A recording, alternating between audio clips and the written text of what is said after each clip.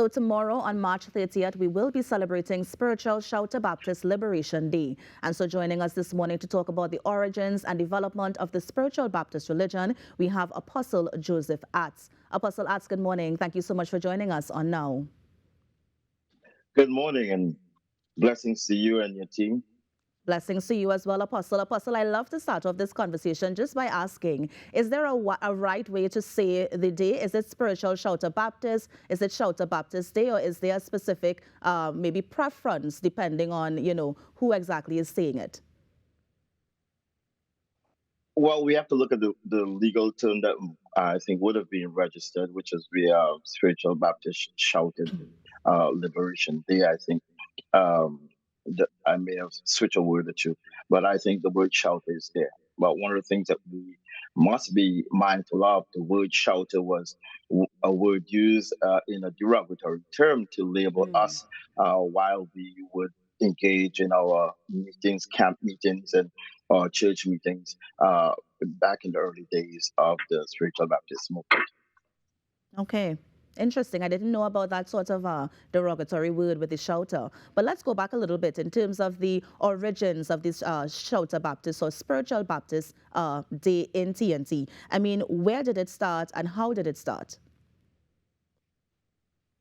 So we have claims of the Spiritual Baptist movement being indigenous to Trinidad and Tobago, but there has been numerous accounts of some connections to some refugee soldiers who would have fought in the American Revolution that would have come to Trinidad in the companies of Trinidad and Tobago, Fifth Company, Third Company, Sixth Company, in the Princeton area, who would have been the initiators of this movement.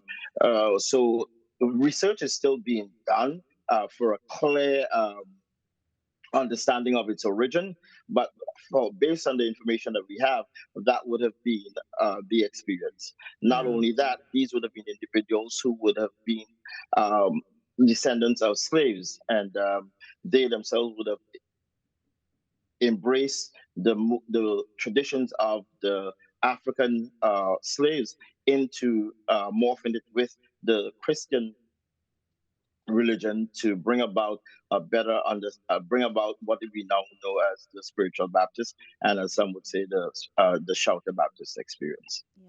If I'm not mistaken, Apostle, I believe those would have been the Americans who settled here after they fought in the war. Americans, yes, Yes. they are. And so the local folks couldn't say Americans, so they would So they say refer to them as Americans. American. Yes. Yes. Yes. Now, in terms of the God, so we know there are religions who have a certain God. Of course, the Catholics, they have Jesus. Is there a certain God or religious being or spiritual being that the spiritual Baptists worship? The core of the spiritual Baptist experience would have been to acknowledge the God of Islam, the God of the Hebrews or the Jewish experience, because of the biblical base of the organization. So that would have been the core of whom spiritual Baptists will choose to worship, believing that there was one God. Hence the reason, if you would find yourself in a spiritual Baptist service, you will find folks having experience of God being represented as Indian in nature, he's Chinese in nature, he's Syrian in nature, he's African in nature. Because of his omnipresence, God is everywhere and can be everything. Yeah. And in terms of the head of the spiritual Baptist religion, they are here. So, for example, we have the bishops, we have the archbishops, we have the reverend. Is there a specific word that we use to recognize the leaders, and who are those people in TNT? Based on the leaders, there have been over the years several um, archdioceses being formed in Trinidad and Tobago, representing different sects or different groups of spiritual Baptists. There's not one main entity, as the Catholic Church would have the Pope or Seventh Adventist Church will have a general conference, or the Anglican Church may have the Bishop of Canterbury. The spiritual Baptists do not have this one head that we look up to. So they're very fragmented groups, ecclesiastical groups that are spread throughout the Caribbean, as a matter of fact, and even North America. Yeah. So then so for example, is there a mother in the church, for example, who people may look up to, or some sort of a leader within the different sects that gets some sort of respect because of their authority in the religion? Within the local church, you will have folks that may stand in leadership positions. And usually, these folks would have been individuals who would have received a calling from God based on their dreams and visions, or whatever inspiration that God would have laid on their heart to spring up a body of people, start a body of people in the service of God. And so they can be males who are usually leaders and teachers and pointers, and females who are mothers and teachers also. And so with that regards, yes, in the local churches, they are usually heads, and these persons are looked up to as being the authority of that local church. Yeah. And Apostle, I believe you mentioned a while ago about the different sects in terms of, there's the different parts of it, of the entire religion. Can you name a few in terms of, what one may look like and how it differs from another within the same sort of spiritual Baptist religion, although all is one under one umbrella, but I know that there are different parts of it. So thinking about one umbrella, that is something that I think that we really need to look into, because we have varying groups that are really not linked under one umbrella. However, we believe in the same God, and our worship are similar to each other. So my test this morning is not to label a particular group, but simply to say that, um, given that this indigenous body began out of Trinidad and Tobago, and we truly love to embrace that concept.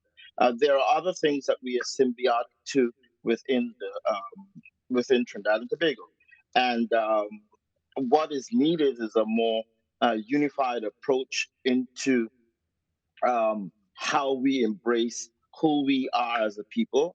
And I refer to the symbiotic nature of, say, the steel pan movement that was blurted out of Trinidad and Tobago. And yet there is one unified body that steers or spearheads the steel pan movement. And so, because of this symbiotic relationship that we probably would have with the steel pan, the time is now, and I think it's ripe for us as a body to have that same experience, that there's one governing body and one unified approach and one mission and one vision to move forward in developing who we are and what we are capable of achieving. Yeah, I think that's a very, very interesting concept. I never thought about it like that before. But let's move into celebration, Apostle. How do spiritual Baptists celebrate this very important day? Again, many choose to embrace celebrating with workshops, just as you were asking, the development and the origins of spiritual Baptists, teaching the younger ones of who we are, where we came from, the trials and perils that we would have gone through based on the 1917 law, how we got, arrived to the 1986 decision of providing us a day where we can celebrate who we are. But some folks may have Thanksgiving service, and some folks may have seminars. So folks celebrate in many different ways. Interesting. So the reason I asked the question, Apostle, is because I spoke to a bishop in Tobago last week, and he mentioned that in Tobago there's a parade, there's a march, there's also almsgiving, as he called it, in terms of people coming together to celebrate. And so I'm wondering if we're going to see that sort of similar activity happening here in Trinidad.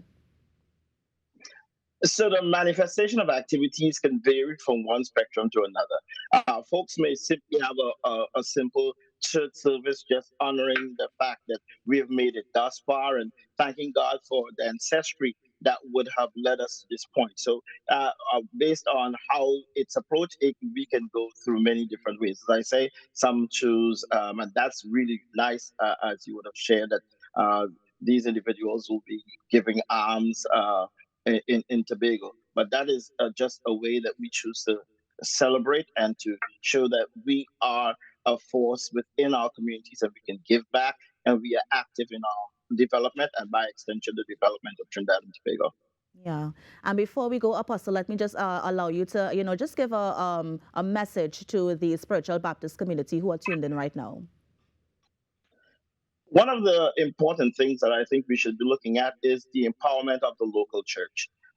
We have many local churches that have sprung up throughout our nation, and so there is need for support and development within the youth departments, within the ministerial departments. So, what if we can come together to think of how we can develop our, our product, and I say product in loosely because we are representing not just ourselves, we claim to represent the King of Kings and Lord of Lords. So, in doing so, if we can develop who we are and bring our people to a level where they can really express who they are clearly and tell the story of Him who has brought us this far by faith, not leaning on our own understanding, but trusting in Him for the every step that we possibly may have. We should be trying to create this unified front so that we can be recognized truly as the mighty bunch of people that we are.